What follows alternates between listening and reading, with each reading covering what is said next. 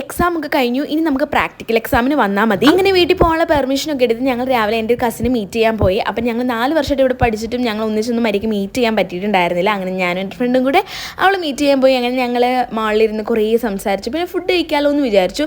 അങ്ങനെ ഇന്ന് ലിമയാണ് ഞങ്ങൾക്കൊരു കട ഇൻട്രൊഡ്യൂസ് ചെയ്തിട്ടോ. അങ്ങനെ ഞങ്ങൾ അങ്ങോട്ട് പോവാണ്. ബിരിയാണി ബൈ കിലോ എന്നാണ് ഈ കടയുടെ പേര്. ഇവിടുത്തെ ബിരിയാണി അടിപൊളിയാന്ന് പറഞ്ഞിട്ട് എന്നെ കൂട്ടിക്കൊണ്ട് പോയതായിരുന്നു അവള്.